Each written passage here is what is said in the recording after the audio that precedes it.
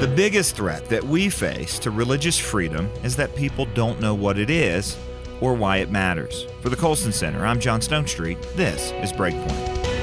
There are reasons that religious freedom is called the first freedom. Of course, it's listed first in the Bill of Rights. But more importantly, it is a freedom on which all the other freedoms depend. Chuck Colson once said it this way: "Our founding fathers believed, as I do, that without freedom of religion and freedom of conscience, all of our other freedoms aren't worth the paper they're written on.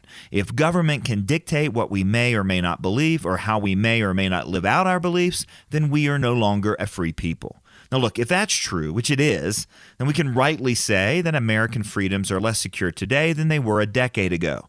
And without the courage of people like Masterpiece Cakeshop owner Jack Phillips, the Little Sisters of the Poor, and the Green family of Hobby Lobby, among others, we'd be in an even more fragile state.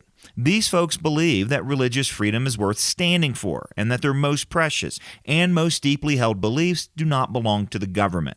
They place their businesses, livelihoods, and in some cases personal safety at stake to defend that freedom, enlisting the wise legal counsel of organizations like the Alliance Defending Freedom and Beckett. But even this impressive string of important, crucial legal wins in court are insufficient to sustain religious freedom long term if we do not rebuild a cultural consensus of what religious freedom actually is and why it matters.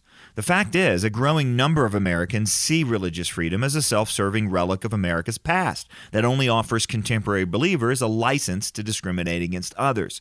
As America's become more and more secular and religious beliefs seen more and more as matters of private preference, the very idea that we ought to have the freedom to order not only our personal moral choices but our public lives around our deeply held beliefs, that just seems strange.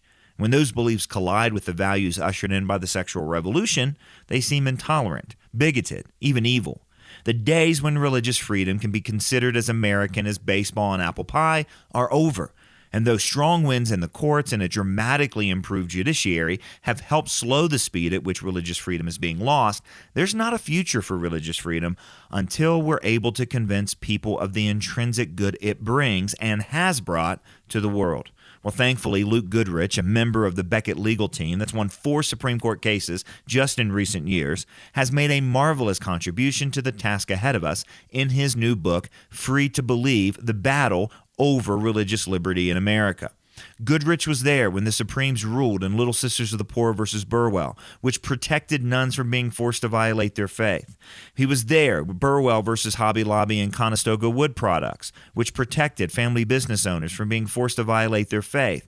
And he was there for Hosanna Tabor versus EEOC, which protected the right of churches to select their ministers. Goodrich not only provides a clear picture of the state of religious freedom in America, he offers clear steps for what we need to do in order to better explain it and better defend it. A recent Barna poll revealed that about 55% of Americans strongly agree that true religious freedom means that all citizens must have freedom of conscience, which means being able to believe and practice the core commitments and values of your faith.